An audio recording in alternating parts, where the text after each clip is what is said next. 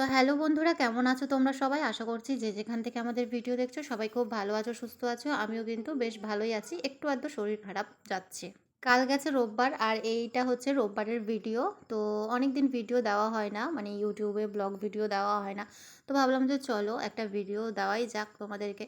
আগের মতন তেমন একটা এনার্জি পায় না ভিডিও বানাতে, কারণ ভিডিওর পেছনে প্রচুর খাটাখাটনি হয় আর সংসার বাচ্চা এসব সামলিয়ে না তেমন একটা ব্লগ ভিডিও বানানোই হয় না। বড় বড় ভিডিও আমার মানে আমার পক্ষে দেওয়া সম্ভব হচ্ছে না, কারণ চারিদিক সামলাতে হচ্ছে। সেই জন্য তো রবিবার দিন দুপুর থেকে ভিডিওটা শুরু করলাম যে কি কি রান্না করছি। চলো আজকে একটা রান্নার ভিডিও দেওয়া যাক।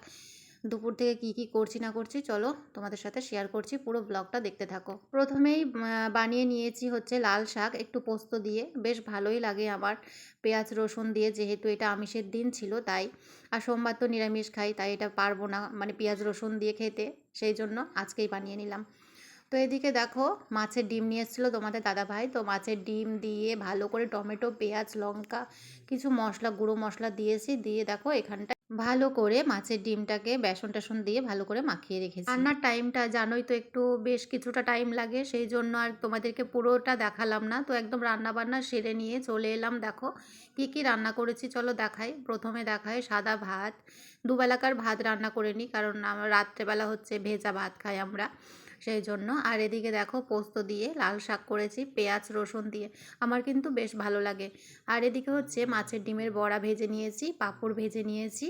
আর দেখো বন্ধুরা, ঝিঙে আলু দিয়ে মাছের ঝোল করেছি পাতলা করে। এই গরমের মধ্যে হালকা পাতলা রান্না হয়েছে। কেমন হয়েছে অবশ্যই কিন্তু কমেন্ট করে জানিও।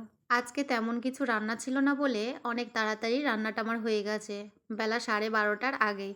আর এখন তো সোনাইয়ের স্কুল ছুটি যাচ্ছে, কালকে সোমবার তাই কালকে থেকে স্কুল খুলে যাচ্ছে।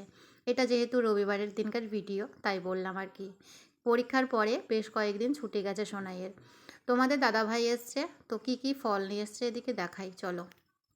তোমাদের দাদাভাই প্রায় সময় এরকম ফল টল নিয়ে আসে, আর প্রতিবারেই আমাদের ফল টল আনলে না মানে নষ্ট হয়, খাবার লোক থাকে না।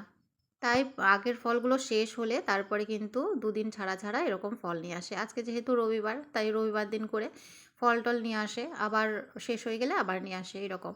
তো আজকে কী কী নিয়ে এসছে দেখো, শশা নিয়ে এসছে আর কলা নিয়ে এসছে। কলা কিন্তু মনে হয় 1 ডজন নিয়ে এসছে পুরো। তো ফল রাখার ঝুড়িটা পাচ্ছিলাম না, সেই জন্য সবজির ঝুড়িতে রেখেছি। এটা অবশ্য ধোয়া ঝুড়িটা, সেই জন্য রাখলাম। তো শশা নিয়ে এসছে, খেজুর নিয়ে এসছে, এমন্ড বাদাম নিয়ে এসছে, আর হচ্ছে কলা। এই দেখো আমি সাজিয়ে রেখেছি। আর এর মধ্যে থেকে কালকে যেহেতু সোমবার তাই কালকের জন্য একটা শশা রেখে দেবো, কারণ ঠাকুরকে পুজো দেবো আমি, সেই জন্য।